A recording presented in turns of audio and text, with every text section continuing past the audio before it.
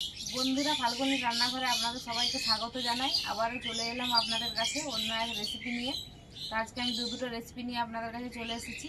আজকে আমি রান্না করব ব্রোকলি দিয়ে বাটা মাছের দুর্দান্ত স্বাদের ঝোল, আর সাথে থাকবে বেতো শাকের রেসিপিগুলো কিভাবে বানাবো প্রথম থেকে শেষ অবধি পুরো ভিডিওটা দেখতে থাকুন আর আমার সাথে থাকুন। এখন আমি সবজিগুলো কেটে নেব। তো প্রথমে আমি বেতো শাকটাই বেছে নিচ্ছি।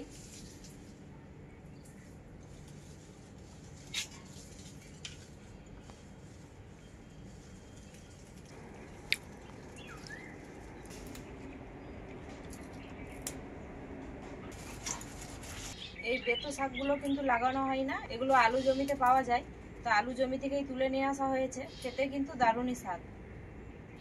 শাকগুলো আমার সবই বাছা হয়ে গেছে ভালো করে, এরপর আমি কুটে নেব।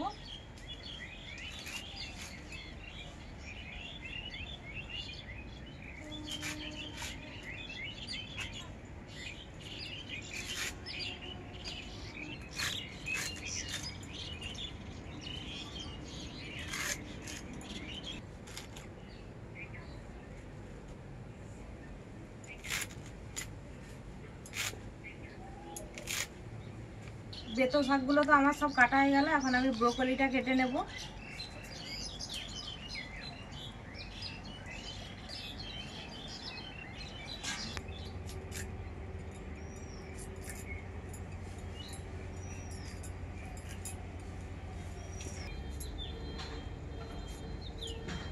সবজিগুলো আমার সবই কাটা হয়ে গেল, পরিষ্কার করে ধুয়ে নিয়ে চলে আসবো। সবজিগুলো আমি পরিষ্কার করে ধুয়ে নিয়ে চলে এসেছি। আঁচটা উঠে গেছে, কড়াইটা বসিয়ে দেবো উনুনে। আর বোন তো মশলা বাটার জন্য রেডি হয়ে বসে আছে। তো মাছের ঝোলের মশলাটা আমি আগে বানিয়ে নেব। কড়াইটা খুব ভালোভাবে গরম হয়ে গেছে। মাছের ঝোলের জন্য আমি গোটা মশলাগুলো শুকনো কড়াই ভেজে নেব। তো কী কী মশলা নিয়েছি আপনাদেরকে বলে দিচ্ছি। তেজপাতা, শুকনো লঙ্কা, গোটা জিরে, গোটা ধনে, আর আছে রাঁধুনি। একসাথে শুকনো কড়াই মশলাগুলো ভেজে নেব।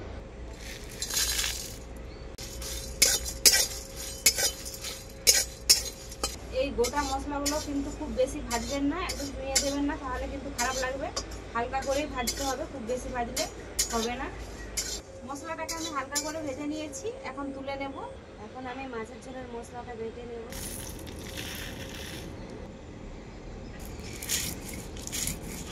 কড়াইটা উনানে আবারও বসিয়ে দিয়েছি মাছ ভাজার জন্য। আর এখানে আমি এই সাইজের বাটা মাছ নিয়েছি, আর কেটে দিয়ে পরিষ্কারও করে নিয়েছি খুব ভালো করে।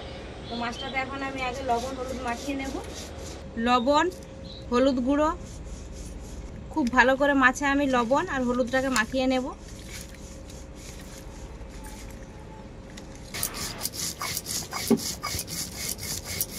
মাছটাতে আমি লবণ হলুদ তো খুব ভালো করে মাখিয়ে নিয়েছি। কড়াইটাও গরম হয়ে গেছে খুব ভালো করে। কড়াইতে মাছ ভাজার জন্য সরষের তেল দিয়ে দেবো। তেলটা খুব ভালোভাবে গরম হয়ে গেছে, মাছগুলো ভেজে নেব। আর কতগুলো মাছ এনেছে দেখুন, বাটা মাছ। বাজারে মনে যত বাটা মাছ ছিল আপনাদের দাদাভাই সবই নিয়ে চলে এসছে কিনে।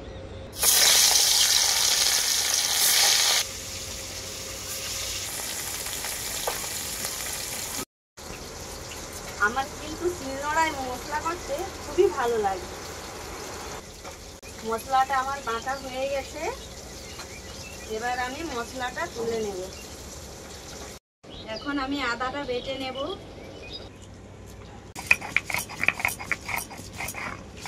মাছটার এক পিঠটা খুব ভালো করে ভাজা হয়ে গেছে, আরেক পিঠটা পাল্টে নেব।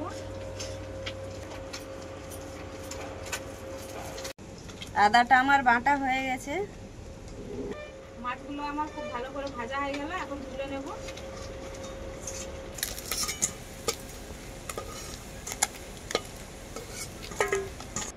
এরপর আমি সবজির মশলাটা বেটে নেব।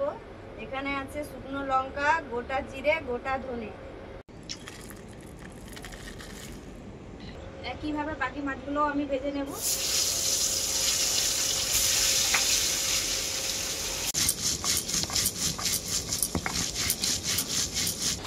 সবজির মশলাটাও আমার বাটা হয়ে গেল, এবার আমি তুলে নেব। মাছগুলো আমার সব ভাজা হয়ে গেল, এখন আমি তুলে নেব।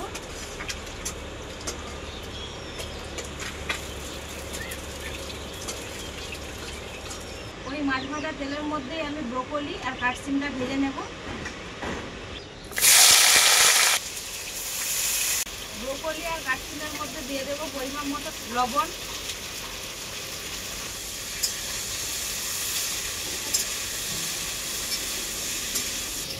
ব্রোকলি আর কাঠসিমটাতে আমি হলুদ দেবো না, এমনিতেই খুব ভালো করে ভেজে নেব।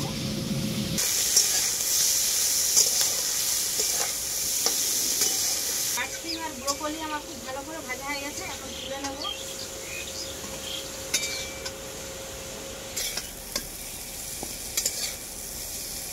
কড়াই দিয়ে দেবো আবারও সরষের তেল। তেল খুব ভালোভাবে গরম হয়ে গেছে, তেলের মধ্যে দিয়ে দেবো কালো জিরে। কালো জিরেটাও খুব ভালো করে ভেজে নিয়েছি। এরপর আমি এর মধ্যে দিয়ে দেবো আলু। মাছের ঝোলের জন্য আমি এই সাইজের আলু কেটেছি।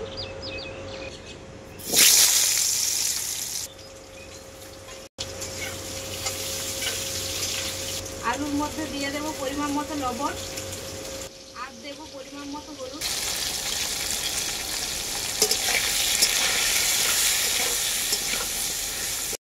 আলুটাকে আমি খুব ভালো করে ভেজে নিয়েছি। এখন এর মধ্যে দিয়ে দেবো আদা বাটা।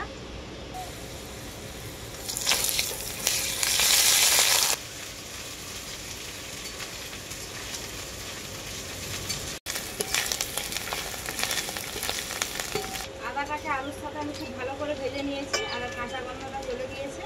এখন আমি এর মধ্যে দিয়ে দেবো ঝোলের জন্য পরিমাণ মতো জল।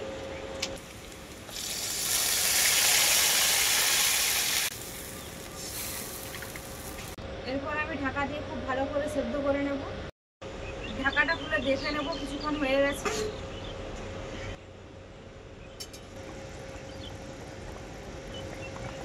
ঝোলটা খুব ভালোভাবে ফুটে গেছে আর আলুও সেদ্ধ হয়ে গেছে। এখন আমি যে ভাজা মশলাটা ছিল, তেজপাতা, গোটা ধনে, গোটা জিরে, শুকনো লঙ্কা আর রাঁধুনি একসাথে বাটা ভাজা মশলাটা দিয়ে দেবো ঝোলের মধ্যে।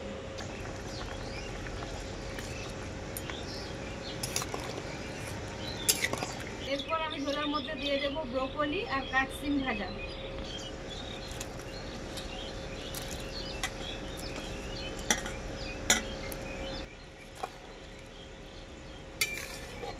এটা খুব ভালোভাবে ফুটে গেছে। এখন ভেজে রাখা মাছগুলো দিয়ে দেবো এর মধ্যে।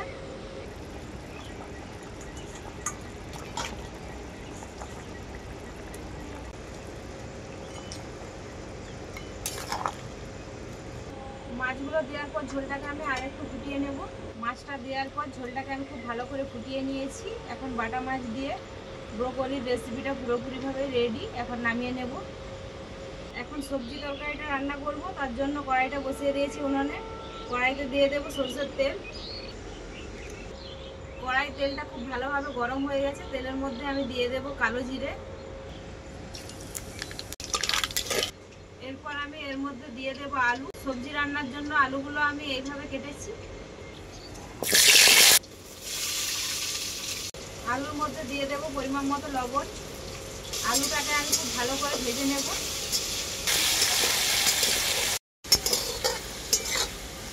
আলুটা আমার খুব ভালো করে ভাজা হয়ে গেছে। এখন এর মধ্যে দিয়ে দেব বেগুন।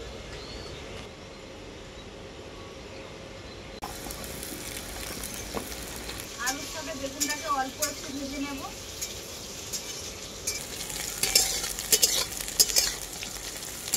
বেগুনটাকেও আমি হালকা করে ভেজে নিলাম। এখন এর মধ্যে দিয়ে দেব আদা বাটা।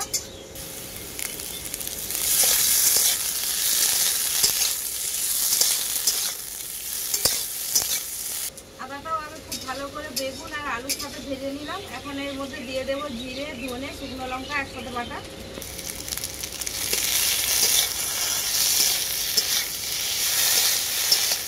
এরপর আমি এর মধ্যে দিয়ে দেব পরিমাণ মতো হলুদ গুঁড়ো।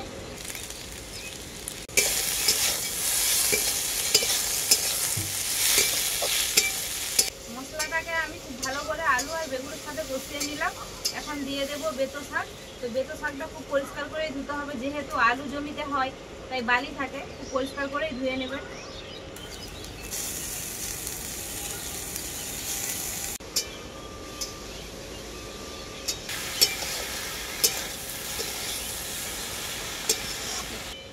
আলু, বেগুন, বেতো শাকটা মশলার সাথে খুব ভালো করেই কষিয়ে নিলাম। এরপর আমি মশলার সিল ধোয়া জলটাও দিয়ে দেব।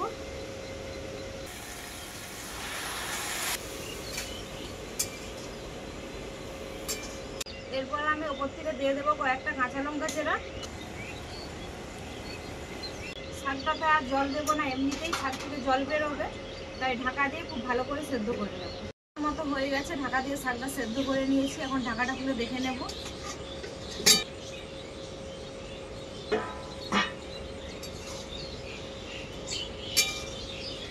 শাক আর আলু খুব সুন্দর সেদ্ধ হয়ে গেছে, জলটা অনেকটা শুকিয়ে গেছে।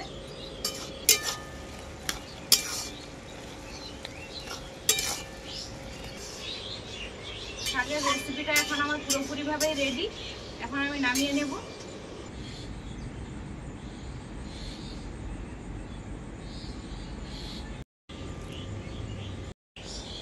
প্রথমে আমি বেতো শাক সবজিটা দিয়েই খাবো।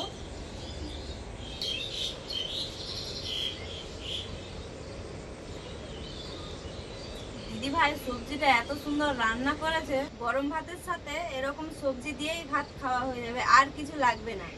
দারুণ হয়েছে, কি সুস্বাদু হয়েছে সবজিটা। সবজিটা তো আমি খেয়েই নিলাম। এবার আমি ব্রোকলি দিয়ে বাটা মাছের ঝোল দিয়ে ভাতটা মেখে খাবো।